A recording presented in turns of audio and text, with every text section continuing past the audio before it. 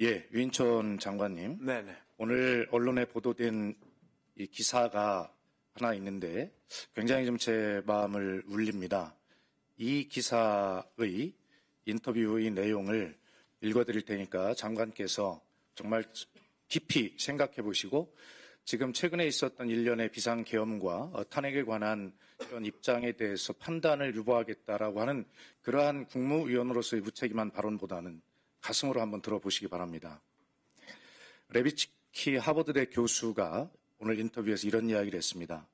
지금 한국이 누리는 민주주의는 결코 당연한 게 아니다. 40년 노력해서 쌓아올린 민주주의를 한순간에 잃을 수 있다는 것을 이번 일을 통해서 깨달아야 한다. 한국은 민주주의가 무너진 가장 부유한 나라가 될 뻔했다.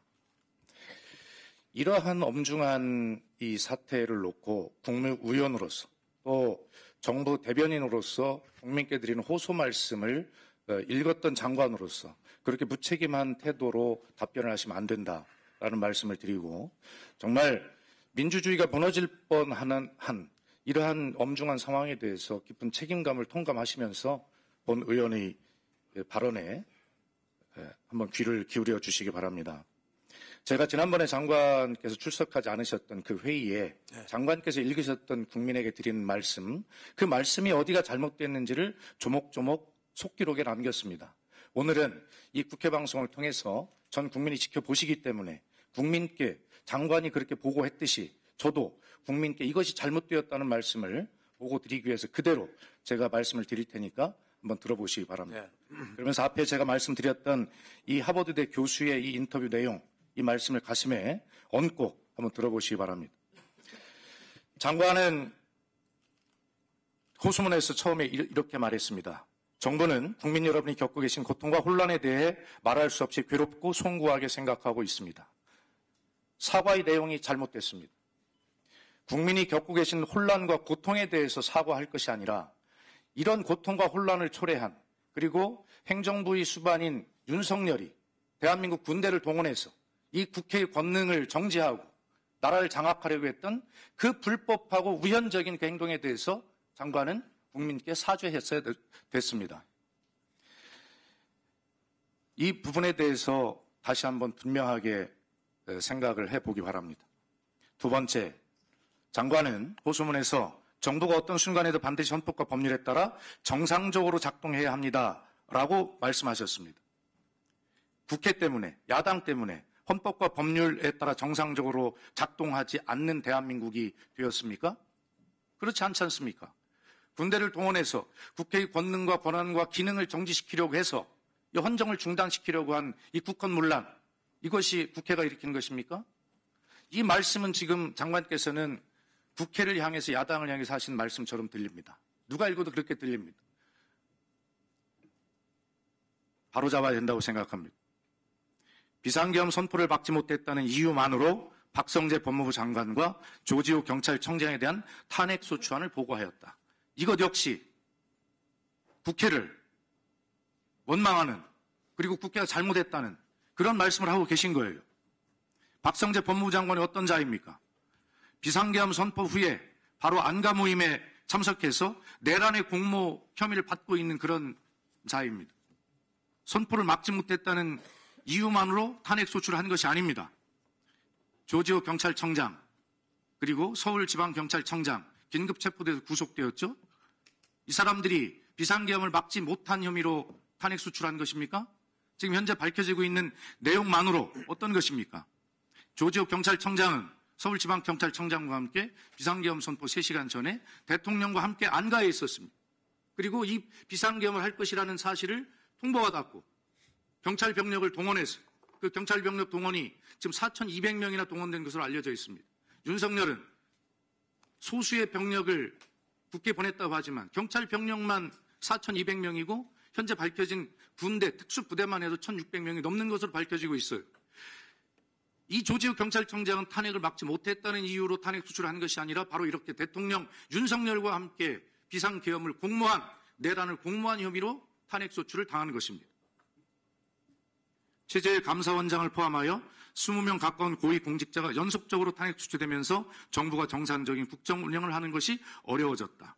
이것 역시 민주당이, 야당이 아무 잘못이 없는 국무위원들을 탄핵 소추해서 이 국정이 어려워졌다라고 야당을 지금 비난하는 이런 취지로 읽히는 글입니다. 최재일 감사원장이 어떤 자입니까? 그 인사청문회에서 감사원이 대통령의 업무를 보좌하는 기능을 한다라고 한 이런 허무맹랑한 소리를 한 자입니다. 전 정부의 통계 조작에 대해서 어떻겠습니까? 이것이 무죄가 됐지만 이것이 수사 결과가 나오기도 전에 이것은 국기문란이다라고 규정을 함으로써 감사원이 정치적 독립과 중립을 처음부터 심각하게 훼손한 자입니다. 이런 자를 그 직에 그냥 놔둬야 됩니까? 그리고 최재일 감사원장은 그렇게 많은 국민적 의혹을 샀던 대통령실 관저공사 21g이라고 하는 작은 회사에 이것을 왜 맡겼고 그 공사 수주의 배후에 김건희가 있는 것이 아니냐라고 하는 국민적 의혹이 핵심임에도 불구하고 김건희가 그 배후에 있었는가 아닌가 하는 것은 이 감사의 초점이 아니다라고 하는 그런 망발을 한 자입니다. 세상 역대 볼 수 없는 그런 최악의 감사원장이었어요. 대통령실 관저에 있는 초호화 스크린 골프장으로 의심받는 정진석 비서실장 이 자리에 나와서 창고라고 이야기했던 그 건물에 대해서는 아예 감사 대상에서 통째로 빼버렸습니다. 어떻게 이런 자가 정치적 독립과 중립을 지키는 감사원장이고 이런 자를 탄핵소추하지 않을 수 있겠습니까? 다음, 장관께서는 그 오수문에서 장관들이 모두 공석이 되면 국민들이 일상에 큰 위험이 될 수 있다 이렇게 말했습니다. 장관, 이 비상계엄 하나를 막지 못한 국무위원들, 이 국무위원들이 그 자리에 있는 것이 국민의 일상에 큰 위험이 되는 것 아닙니까? 장관은 왜 국회 본회의장에서 국민들을 상대로 그렇게 잘못이 없으면 왜 고개를 숙였습니까? 그리고 한미일, 그리고 많은 우방들과의 신뢰를 유지해야 한다 이런 이야기를 했습니다. 장관, 이 비상계엄에 대해서 미 국무부 부장관인 커트 캠벨이 뭐라고 했습니까? 심각한 오판이라고 이야기했어요. 이것은 심각한 내정 간섭이 될 수 있는 발언임에도 불구하고 이런 발언을 하고 있는 것입니다. 토니 블링컨 국무부 장관은 탄핵수출 가결 이후에 뭐라고 했습니까? 한국의 민주주의, 탄력 회복성을 보여주었다고 높이 평가하고 있습니다. 한미의 동맹과 한미일의 관계를 해치는 것은 바로 윤석열의 비상계엄과 이런 문제가 동맹 관계를 해치는 것이지, 그리고 조태열 외교부 장관이 비상계엄이 있던 그날 이만은 미국 대사와 점심을 먹고 그날 오후부터 전화를 안 받았다는 거 아닙니까? 안보 1차장도 전화를 안 받았다는 거 아니에요?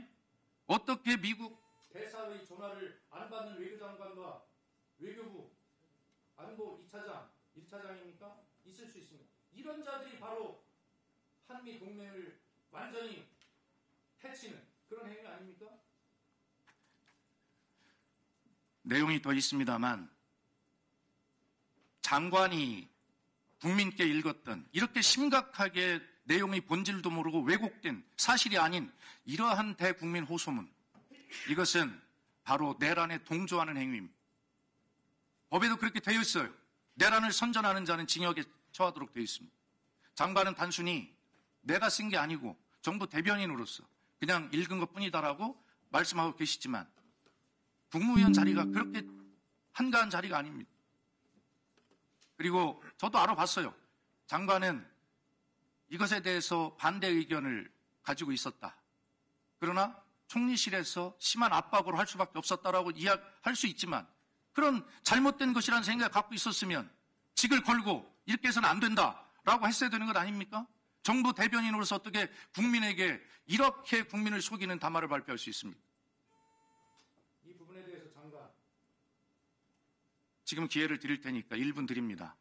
이 부분에 대해서 본 의원의 지적에 대해서 동의하는지 여부와, 그리고 동의한다면 국민께 이 내란에 정말 동의하는 국민들에게 이 내란의 목적과 내용을 잘못 이해하도록 만든 그 엄중한 잘못에 대해서 사죄하십시오.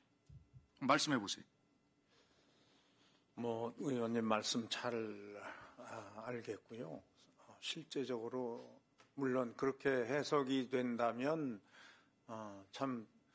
실제 저희들이 그것을 호소문으로 발표할 때는 정말 아까도 말씀드린 것처럼 앞뒤에 그런 여러 생각이 있는 것이 아니고 정말 이 안타까운, 이 혼란스러운 이 현실에 대한 조속한 안정을 위해서 호소문 자체로 그냥 저는 이해를 해주셨으면 좋겠다라는 뜻으로 사실은 말한 겁니다. 그러니까 그 이상도 그 이하도 없고요. 그렇게 느끼셨다면 제가 사과도 드리겠고요. 또 그 이외에 이런 부분이든 어쨌든 국무위원으로서의 전체적인 책임을 벗어날 수는 없습니다. 그러니까 제 입장에서도 책임져야 될 일이 있으면 책임을 져야 되고요. 그래서 그런 뜻으로 말씀드리겠고요.